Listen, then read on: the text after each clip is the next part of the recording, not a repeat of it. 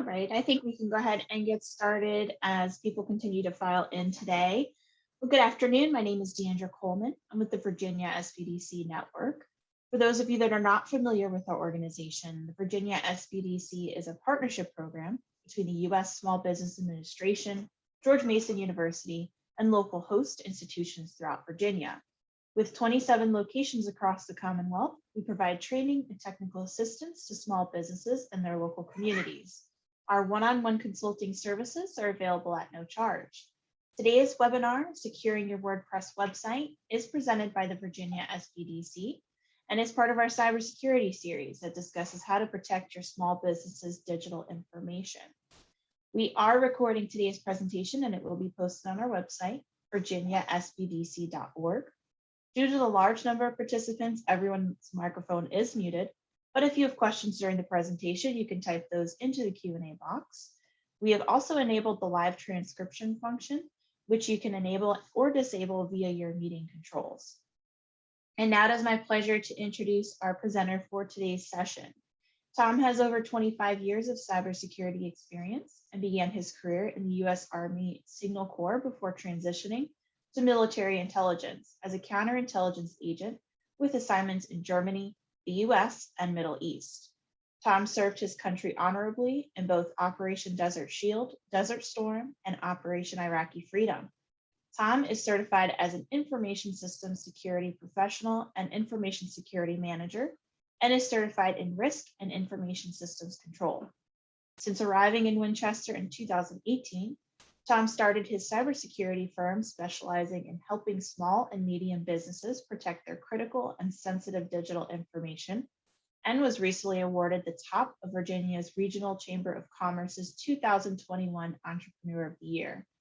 Tom joined the Virginia Small Business Development Center in October 2020 to work as a cybersecurity counselor, providing cybersecurity insight and strategies to business owners. Please join me and everyone in welcoming our presenter for today, Tom Stimulus. Thank you, Deandra, and thank you everybody for joining. And today, as we said, we're going to be talking about securing your WordPress website.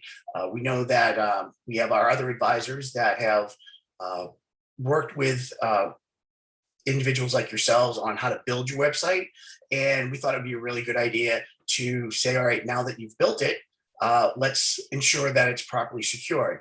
And that's why we're going to go through some of that today and talk to you about some of the things that you can do that will protect your site and ensure that it functions in the manner that you want to, so that you're presenting the information that you want to your customers and prospective customers. So let's get all right. So I'm going to start here. And so, as she said, a little bit about my background is that, I've been doing cybersecurity in one manner or another for well over 25 years now. And I started in the military. And when I left active duty, I basically became a consultant. And I worked for a lot of large companies like KPMG, PwC. And then I spent a long time working with Verizon, working for Verizon, where we were working for our customers outside of Verizon. And that's where this cybersecurity program that I co-managed really came about. And it was a lot of companies, small and large companies around, that we would work with them to help them address their security concerns. And really, it's just to make sure that everybody has what we call a good security posture.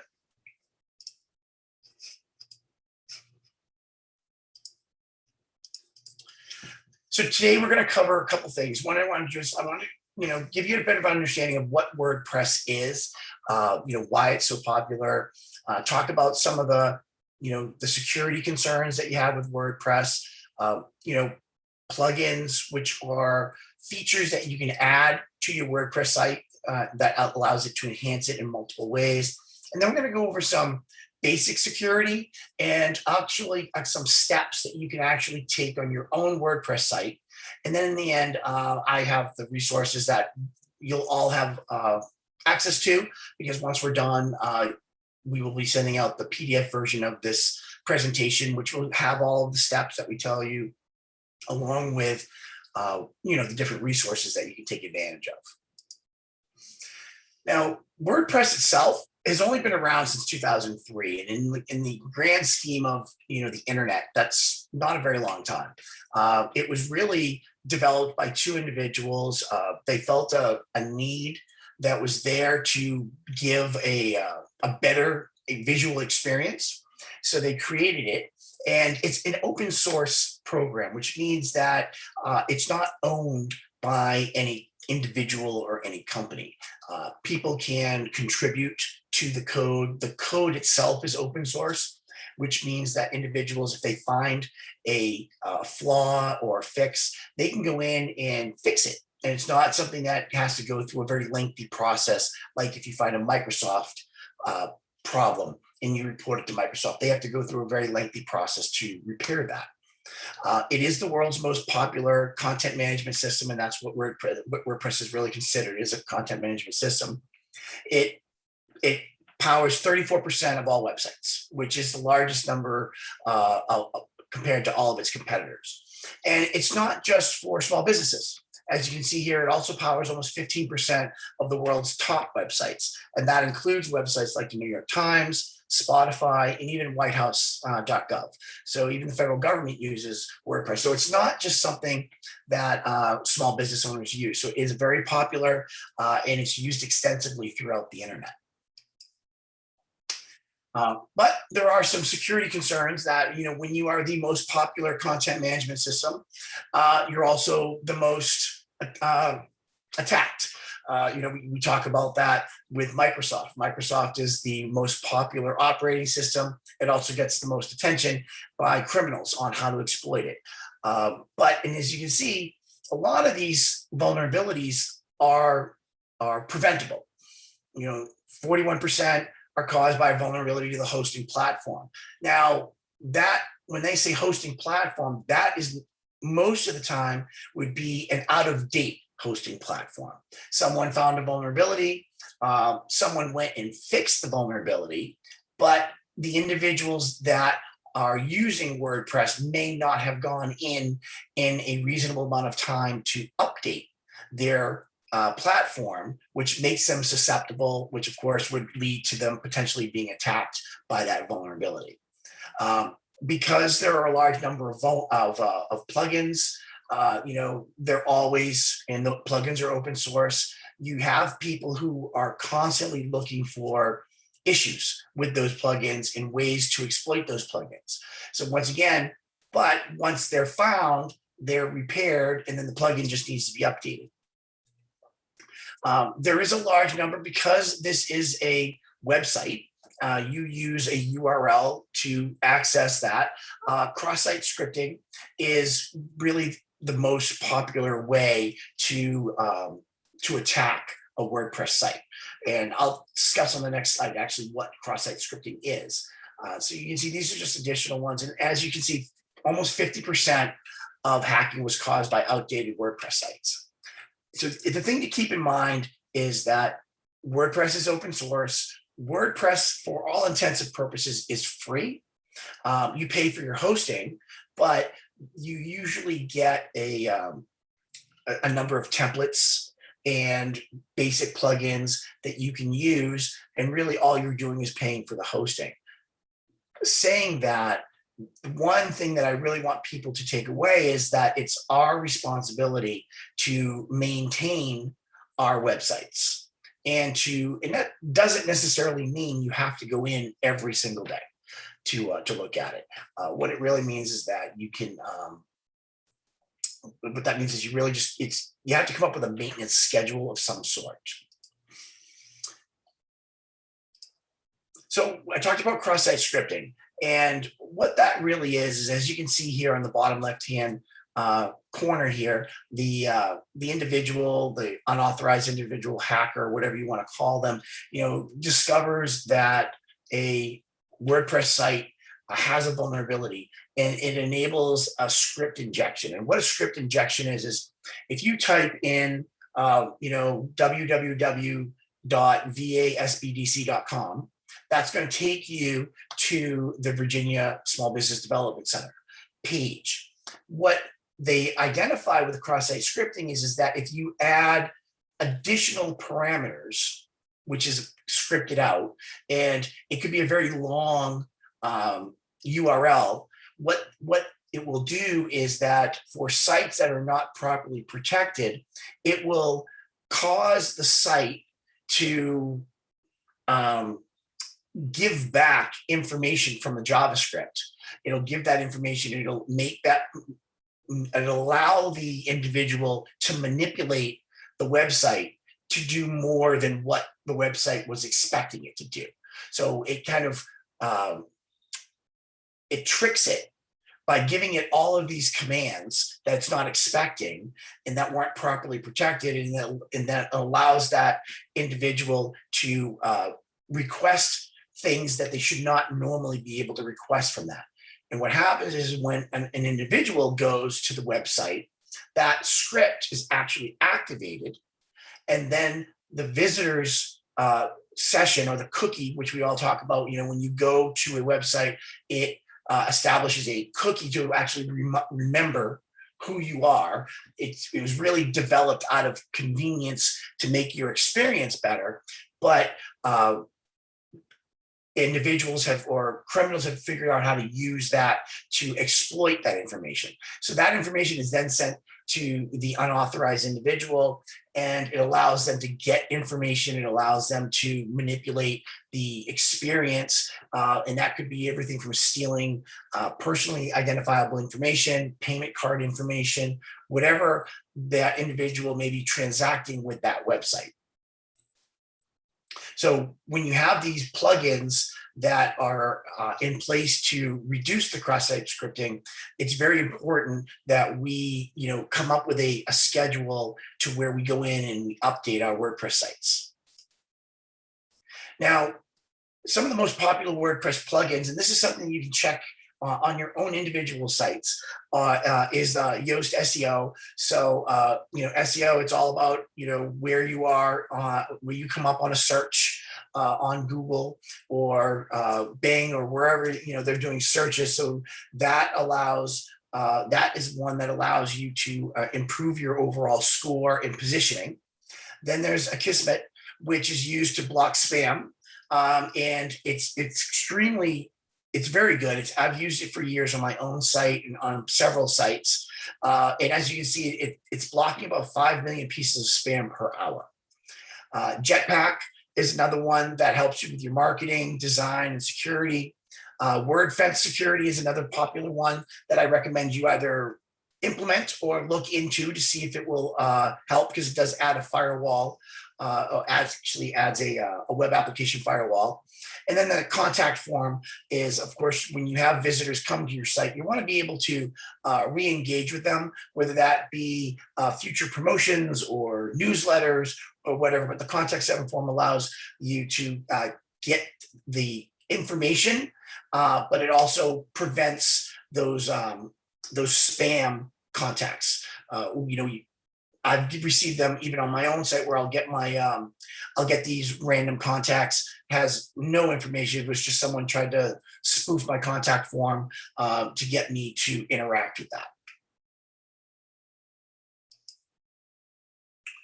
So we're going to cover a couple of WordPress security basics. And if you've attended any of my webinars, or if you've ever listened to any of my Facebook Lives that we have, a lot of this is going to sound very familiar to what we're doing with our operating systems. First thing, of course, is keeping WordPress updated, right? Because it is open source, it is always being updated as a feature is being created or a vulnerability is being identified. Someone goes in there to make that change. So when you go into your WordPress administrative section, it will tell you whether the platform needs to be updated or whether there's a plugin that needs to be updated. And it's very simple, because all you do is just click on it and say update, and it'll update. But you've got to be able to make a point of going in there on a regular basis. I would say once a week. If you can go in, look in your administrative. Now, if you're doing it yourself, fine. If you have an employee that you can train to do that, perfect. If you have a marketing company that's doing it, then you want to make sure that they're that your service level agreement has something in there that they're going to go in on a regular basis and evaluate the plugins and make sure that things are up to date. It is the responsibility of the WordPress owner to install all the major platform updates. And if you are getting notifications, we all get way too many emails, but I would recommend that if you're using a hosting facility or hosting site, that you do get those notifications because they'll tell you if a major platform update has been released and needs to be installed.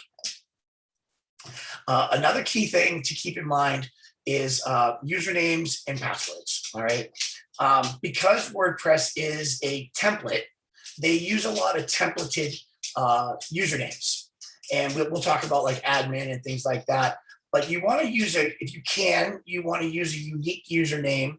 And you definitely want to use complex passwords. Stolen passwords are the most common type of WordPress hacking. You definitely want to make it complex.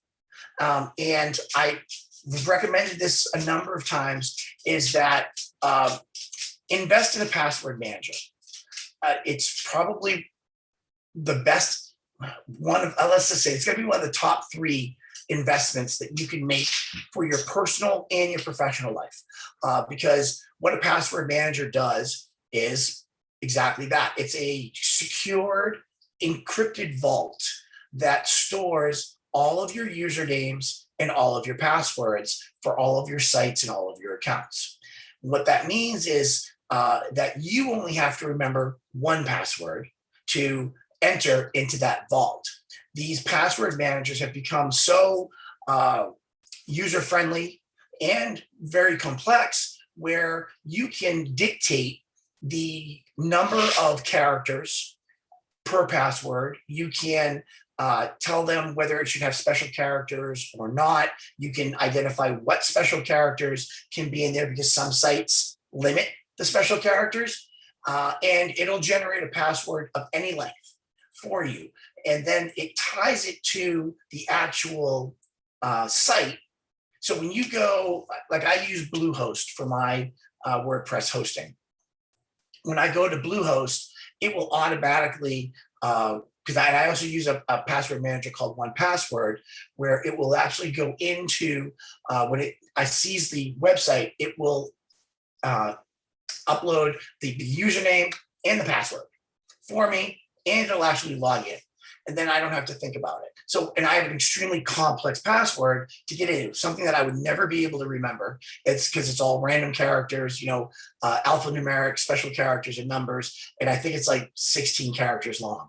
And the reason it's 16 characters long, because if someone actually did get it, because of the time it would take, which is about, I want to say it's well over 1,000 years to crack a 16-character password, then I feel confident that even if they got my password, they would not be able to decrypt it and use it.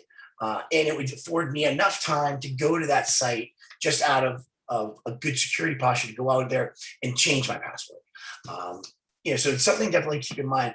And you think, why are you talking about passwords? Nobody uses simple passwords. Well, that's why I have this slide, right? This is it's called the Password Hall of Shame. And, this is from 2019, and it doesn't change very much. But these are the most popular passwords that were stolen, through data breaches. So you can say, who uses the word password? Well, lots of people use the word password.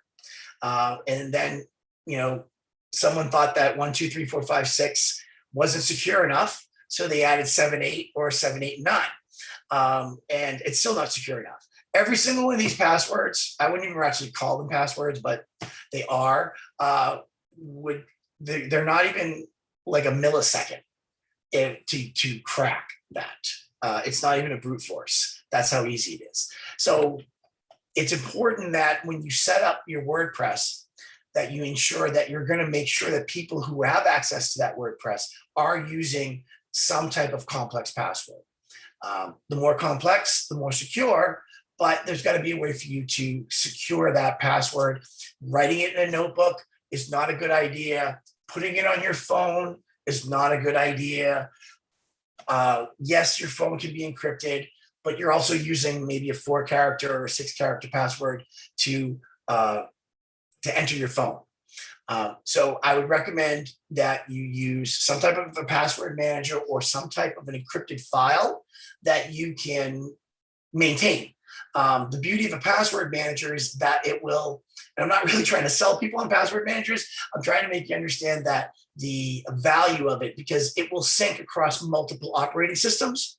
So if you make a change on, and I use Macs, so if I make a change on my Mac, on my desktop, it automatically syncs. So 5 minutes later, I pick up my iPhone and I go to that same site, that password has already been synced. That's not something you get when you are trying to maintain a spreadsheet or a Word doc. You'd actually have to go and across multiple Word docs to do that.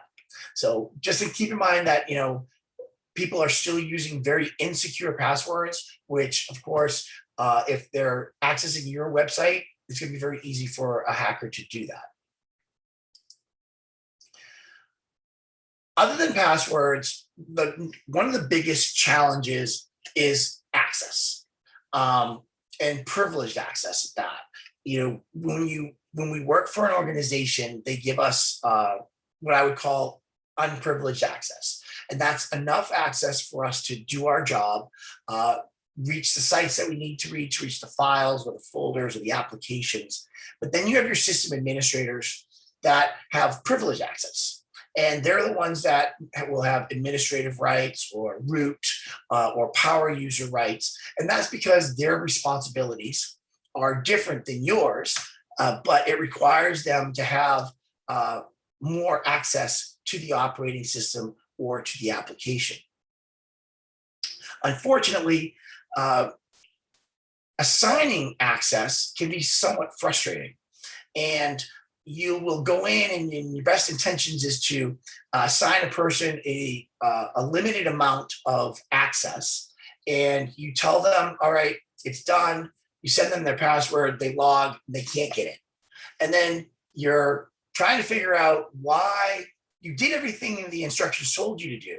They should have access to it. They did everything and it's still not working. And you're like, look, I got to go back. I got to run my company.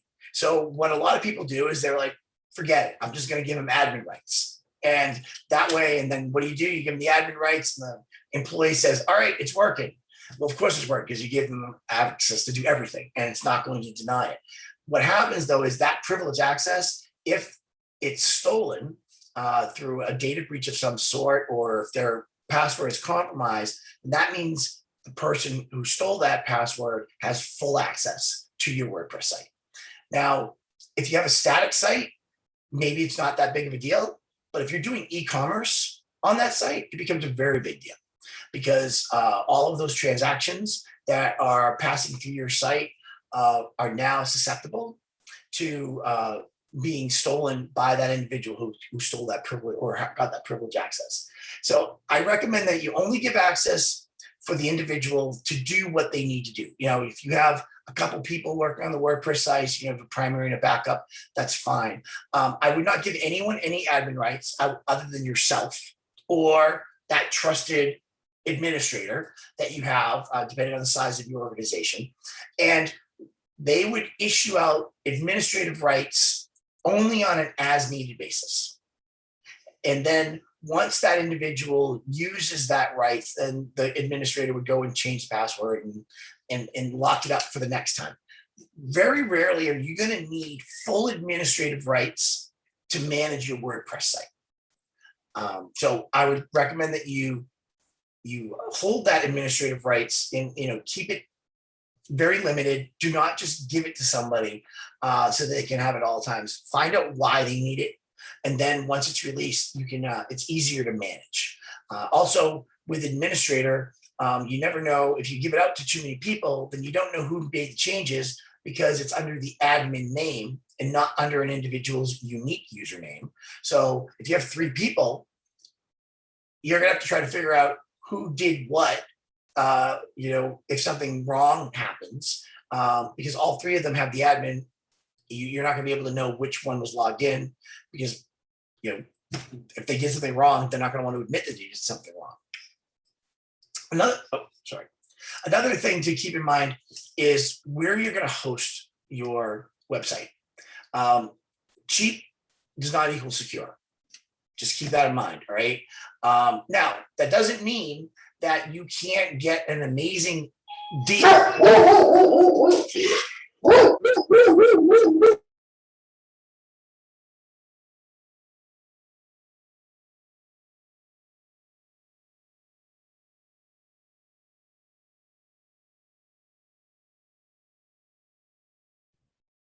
Sorry about that, everybody. But your WordPress site is important where you're going to do it. And some do very well, and some are not so secure. So what you want to do is you want to find one that's going to do the extras that these less expensive or cheaper sites are not doing for you.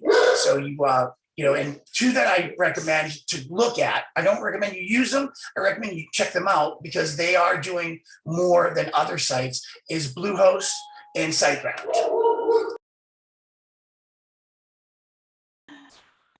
Tom, I could give you a minute if you want, and you all know how it is to work at home. I have 3 dogs, so I get it. But we could take just a second and let you guys know that if you are looking for assistance with securing your WordPress, with any type of cybersecurity for your business, Tom is available to meet with you guys one-on-one. You can email us and send us an email. We can set you up with a meeting with Tom. We have other counselors that can meet with you kind of with anything with your business. We actually have a digital a security expert on WordPress. Cameron is also another expert on WordPress. So we have a lot of different options for you guys to meet with us, and it all is free and confidential, of course. Thank you, Deandra. You're welcome.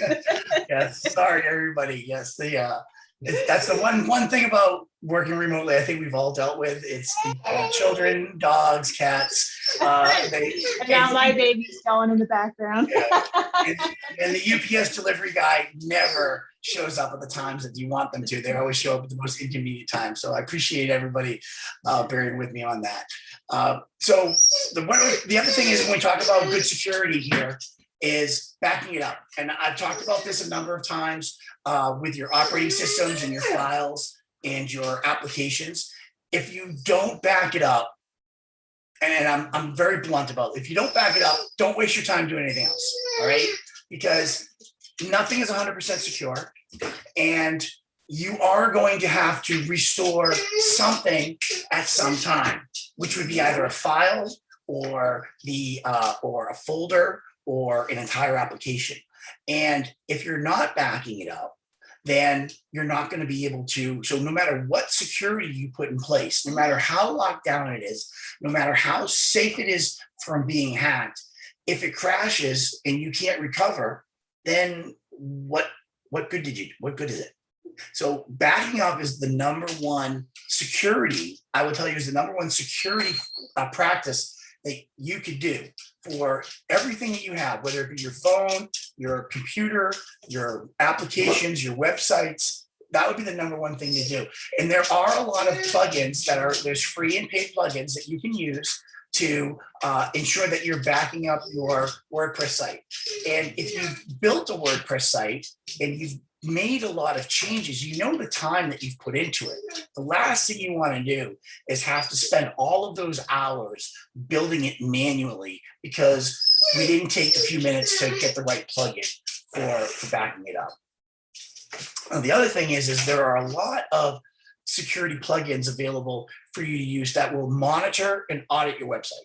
And that's also very important that we install them. And there's a lot of them here. And I'm going to talk about one in particular that I would recommend that you use because it has a lot of great features in it.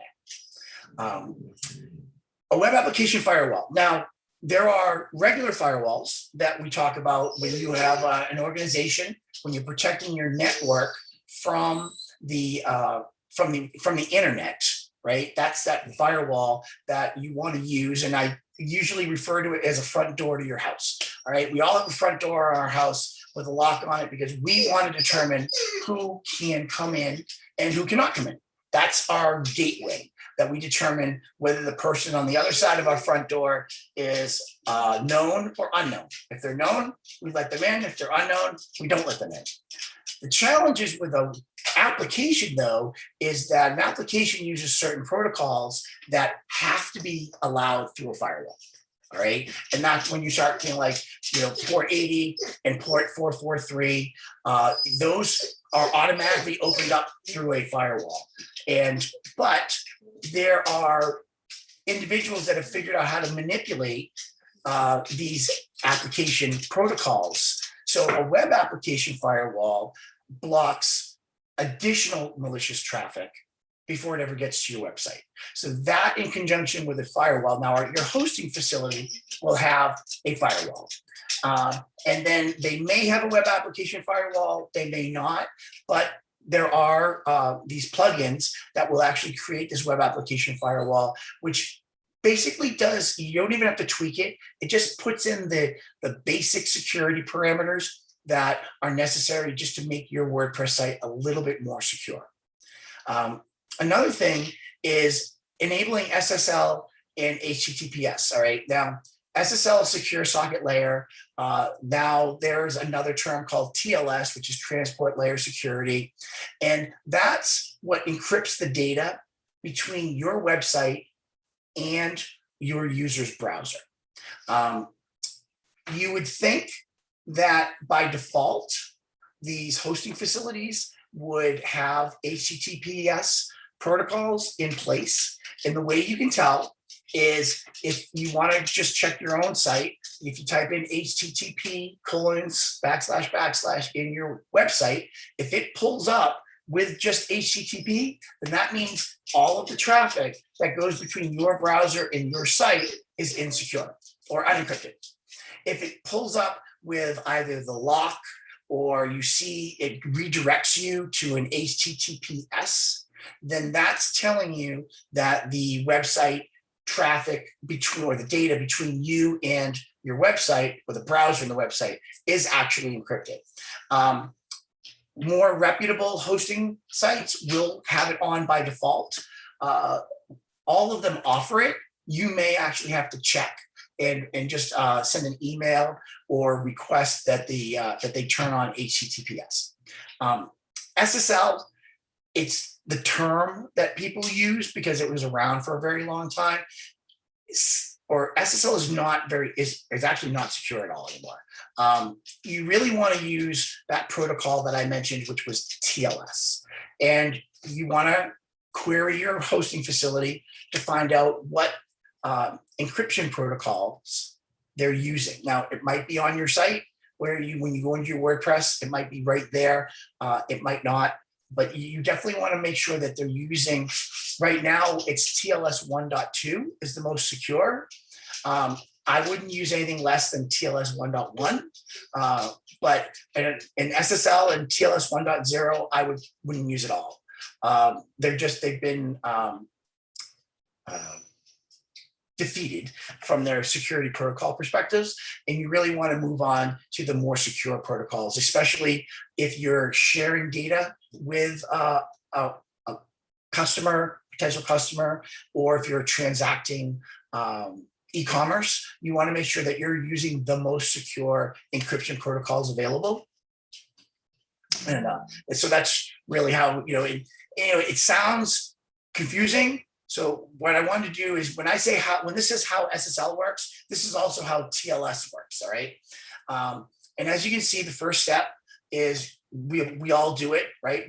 We connect to that website, Amazon or Google or whatever, wherever you shop, whatever, you connect it. And then what it does is that your site, which is hosted with that server, will send a certificate with a public key back to that browser or to that individual that requested the connection.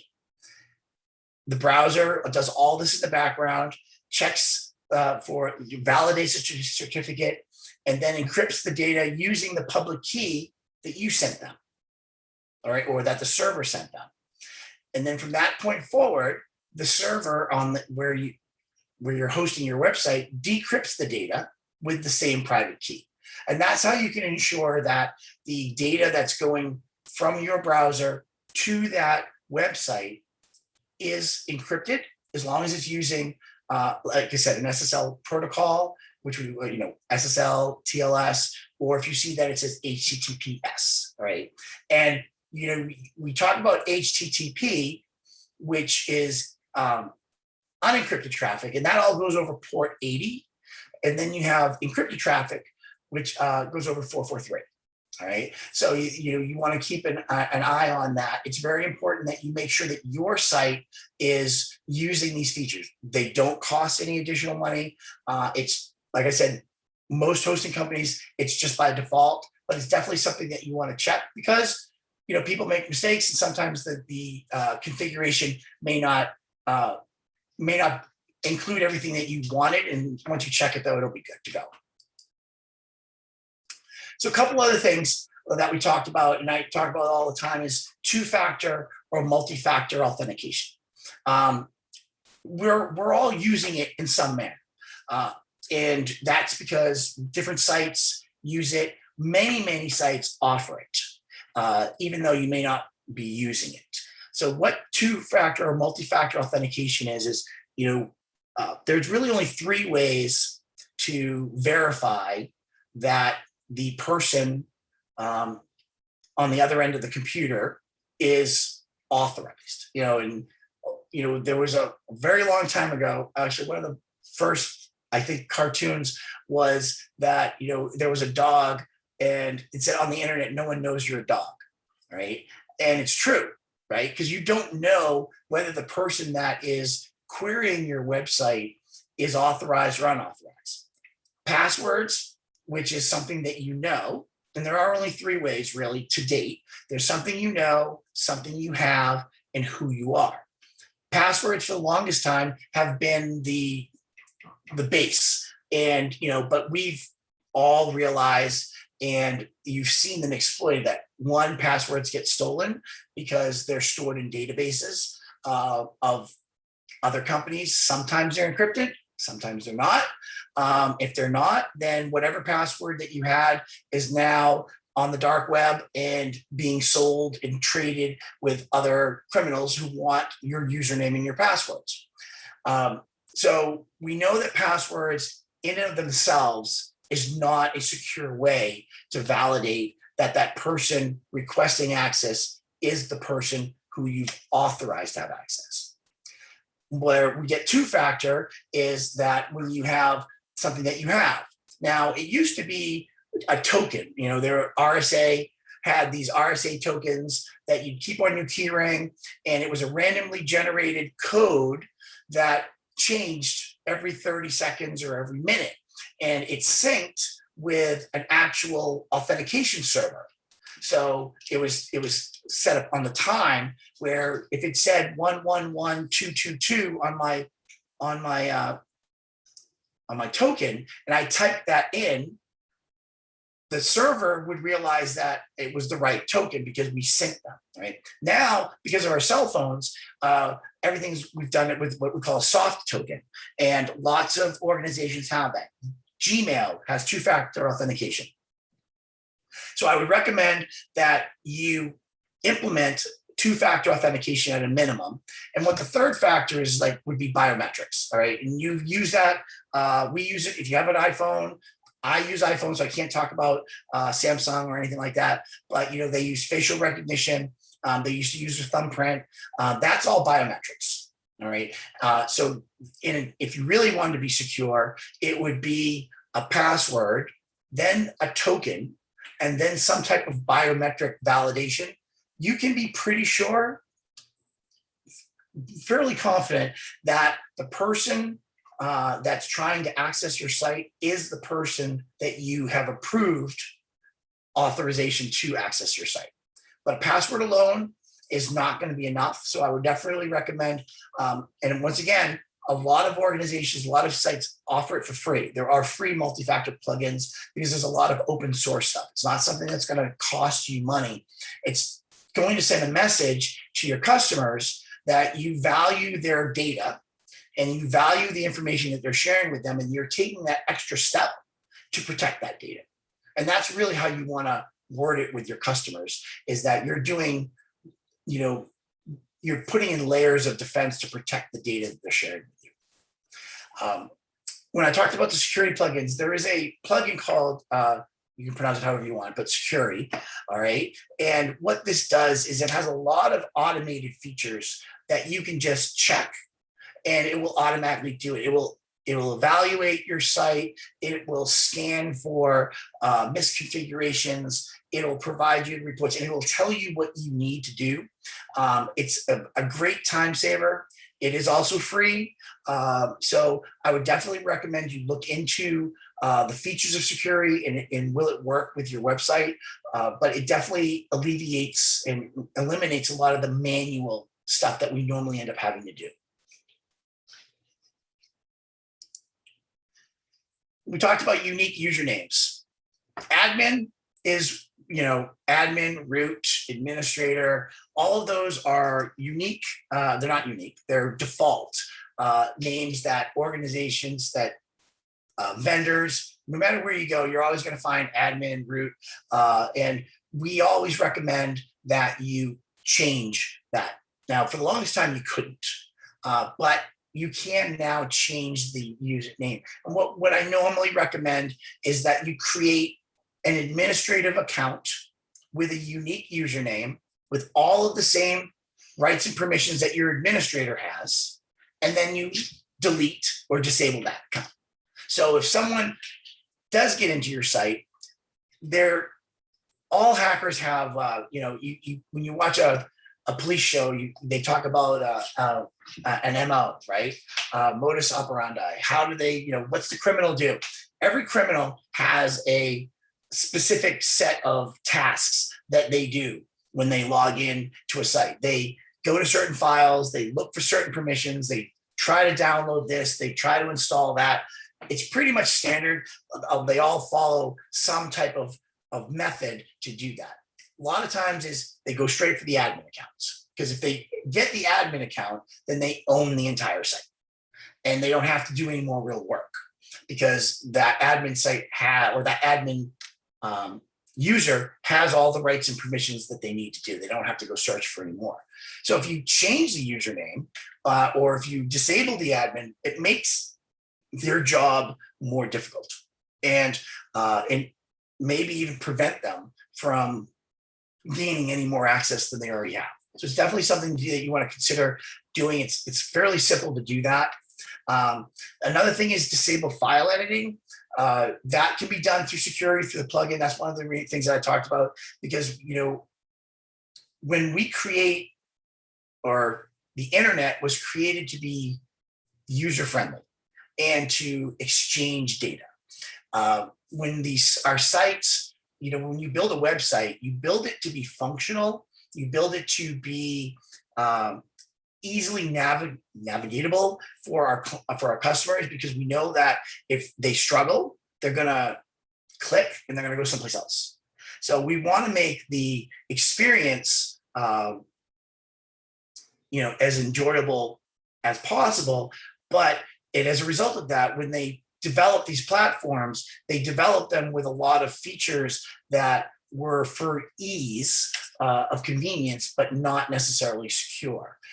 By disable file editing, it doesn't make the experience any less for your viewer, your audience. It just makes it more secure that people can't go in and make these changes that could impact your site. Login attempts, that's the same thing. A lot of people, I tell customers no more than 3 to 5. If you can't remember your password in 3 to 5, or if you can't realize that you have the caps lock button on, you deserve to be locked out. All right. Whether that be for 5 minutes or where it requires you to have to call the help desk to get reactivated, that's what you do. If you allow more than that, then you can open yourself up to brute force attacks. And because we talked about some of these very simple passwords that are still on the internet, still being used, widely used, then if that's what they'll do, they'll type in 12345 password. And if you have unlimited login attempts, then that individual is going to continue to type in passwords until they find the one that works. And there are automated tools that will actually inject the passwords using what we call a dictionary. So they'll have thousands and thousands of words and from a dictionary, different languages, and they'll just run through that dictionary attack until they find a password that works. If you lock it down where you only let them log in 3 or 5 times, it's locked down, it's locked out for 5 or 10 minutes, it makes a brute force attack. It makes it not impossible, but it doesn't make it feasible. They'll look for another way. You also want to password protect your admin and your login pages. A lot of times, if you notice when you go into WordPress, once you're in WordPress, you can go anywhere you need to go. And that's not necessarily, once again, like I said, it's designed so that it's easily manageable to go and add those features, but not necessarily security. The admin and the login pages, you want to make sure that those are the 2 that are locked down, because those are the ones that have the rights and the permissions to everything. Logging out idle users, we all do this. Daily, I must have 20 to 30 tabs open, and I could be in my WordPress page and maybe I don't shut my computer down for 2 or 3 days because I've just got a lot of things going. By automatically logging out the idle users, you see it with your banks and your credit cards, same thing. It's a bit of an inconvenience, but if you set it to where after 60 minutes of idle time, you log them out. If they haven't been there in 60 minutes, they're probably not going to be back anytime soon. So it's just a good security measure to take. And then if you want, you can add security questions to the login screen. A lot of this really is a risk assessment for yourself.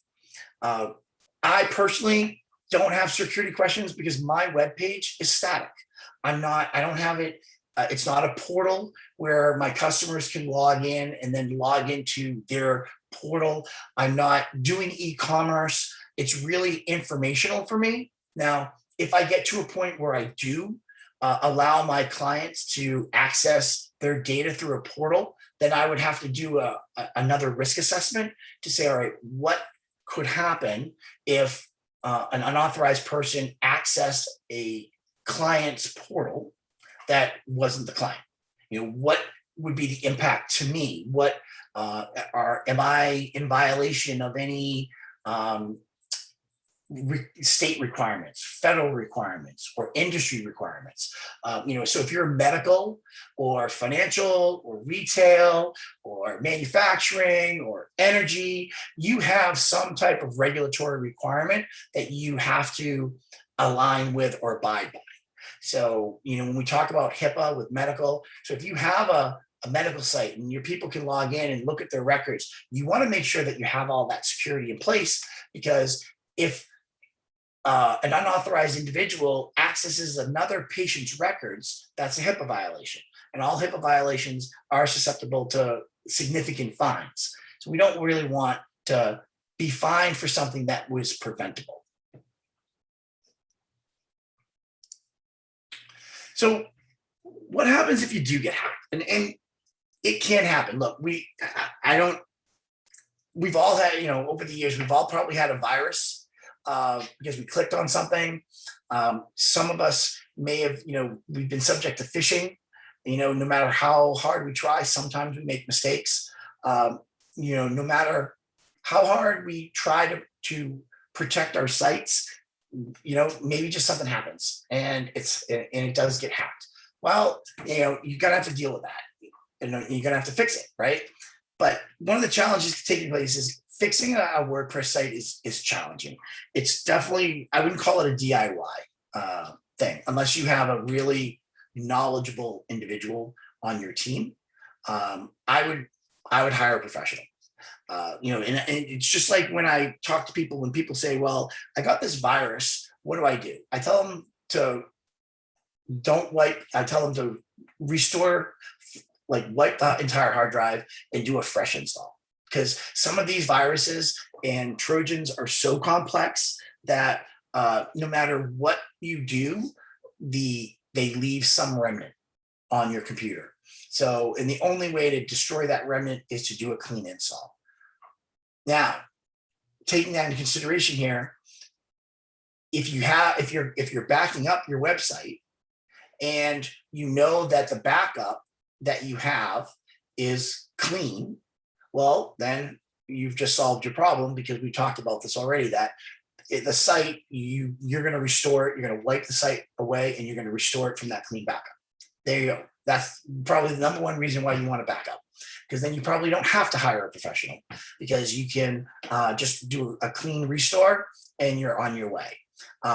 If you need to do that, but then a professional is going to know, and that's going to include someone like who builds the sites as well as having security understanding of it. They're going to have to go through and they're going to have to look for all of the code to make sure that the code hasn't been corrupted or manipulated, because a lot of hackers will install a backdoor, which means you can go through and you can think you did everything, but they installed a backdoor on some file or in some folder on some location that you didn't even think about, or wasn't no one looked at it, or it looked like it was fine, or they didn't match up the numbers or whatever. And as soon as you're done, that individual goes back in and they have full rights and control over your thing. So again, you spend a lot of time trying to fix something that maybe you shouldn't have on your own, or that's why you want to make sure you do the backing up from there.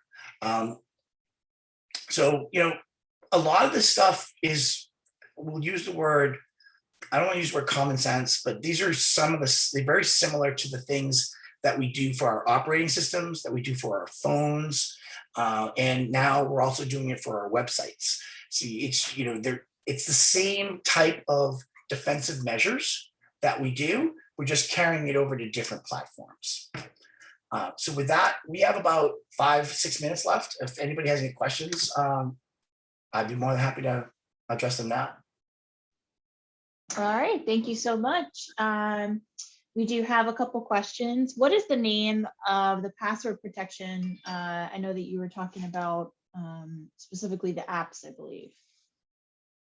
Oh, you mean the password managers? Yes, password manager. Okay. Where you have the app and you can have the one password. Yeah. Yeah. So there have been several that were out. A couple of them have lost favor because they've had their own breaches. I use 1Password. I swear by it. Right. Now, I used it initially because it was only for Macs, but they're now cross-platform, so they do PCs and they do Macs. There's another one called Keeper. That's also a very good one. There are some free ones out there. It's like a $25 investment. All right. So if it's your business, I would recommend paying for it. Now, also 1Password, there's LastPass, there's Keeper. What they have family plans too. And so what's really nice about the family plan is that every individual, like if you buy 5 licenses or 3 licenses, every individual gets their own vault. But there's also a shared vault where that's where you can put the Netflix password and the Disney Plus password and all the other passwords that the family needs. All right. But then you still have your own vault for your bank and your credit cards and whatever other sites that you have. And each individual has that. And like I said, it cross platforms, PCs, Macs, phones. It's always at your fingertips. You don't have to remember. It automatically fills. And there's a bunch of other features with a lot of these password managers where they have encrypted files. You can do identities. There's banking information. If you want to put your credit cards in there, you can. So when you have to pay for something, you don't have to pull your credit card out. You literally just put the credit card information in there with the and like I said, the vault is secure. So like I said, definitely 1Password, and I would check out Keeper and LastPass or another. Those are 3 that I would definitely look into. Could you talk a little bit about how you might apply some of these concepts that you spoke about today to maybe a non-WordPress website, just generally? Sure. The basic stuff that we talked about, you're going to use on all website platforms. Usernames, complex passwords, web application firewalls, making sure that your hosting facility, like if you're using GoDaddy, you're gonna want to make sure that they're using SSL and HTTPS and all of that stuff. The other ones, the big thing to keep in mind is that as WordPress is free or very low cost, it's very popular with small business owners because of the fact that there's not a lot of outlay, there's a lot of management over it, and then you can, once you get to a point where you want to outsource the building of a website to someone else, you can do that. And I had one in there, I didn't really touch on it, but people are building about 500 WordPress sites a day using the WordPress platform. And the closest competitors that they have out there are building about 60 a day. So even though WordPress is more a bigger target, it also has more resources to defeat those types of attacks. So it's just a balance. But the basic stuff that we talked about, applies across all different types of website platforms. All right, thank you so much. Let's see, I have one here. Is there a way to audit a website for any security issues and malicious activity and find, it looks like it may be a specific situation, but find a web developer who never signed off in the past on WordPress? All right, so I think, so yes, the security plugin will audit your website for the security issues. It does that. It's kind of like an automated scanner that's designed to look for vulnerabilities in a WordPress site. I think the second part is that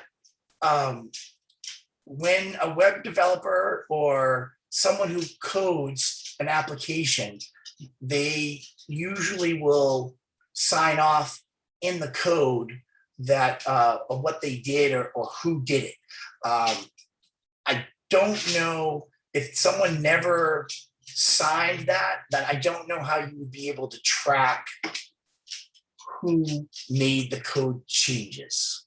Because it's open source, that would be hard. I'm not 100% sure on how you would be able to identify a developer. But the one thing that I would say is that I think that's fairly rare, because once developers stop signing things, then the trust factor in the open source world starts to diminish. So if you catch that, definitely report it, because maybe someone will be able to find out who that developer is. Because if we start having people make changes to a platform and they don't identify who they are, then we're not sure if we can trust that change. And then that would defeat the entire purpose of open source software everywhere. And is that something that you could meet with someone if they can't find maybe where they would have signed it? Would you be able to meet with them and help them with that? I could probably find some resources to figure out, where we could go if they have any questions on that. Yeah, I mean, that's fine. I'm happy to look at that on a case-by-case basis and figure out if we can find out where we can get some additional information for them. Okay, perfect. All right, well, I believe we have asked all our questions here. So thank you, Tom. We really appreciate it. Everyone, you will be receiving an email with a link to this recording. You'll also get an evaluation to complete, and the slides from this presentation will be sent to you. And if you'd like to sign up for upcoming webinars, you can go to virginiasbdc.org/training. We've also got recorded webinars there. We have a couple coming up with Tom, so be sure to check that out as well. On our website, we've also got the COVID Business Recovery Center, which we developed to help owners not only continue business operations, but to thrive and recover. These resources are designed to be used in collaboration with your local SBDC advisors. and you can sign up for a free and confidential session. Email help@virginiaspdc.org.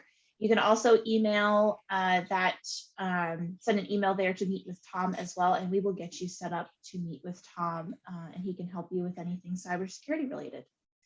So thank you so much, Tom. Again, we always appreciate you spending the time with us, and we look forward to your next couple sessions. All right. Thank you very much, everybody, and you all have a great week. Thank you. Have a great week, everyone.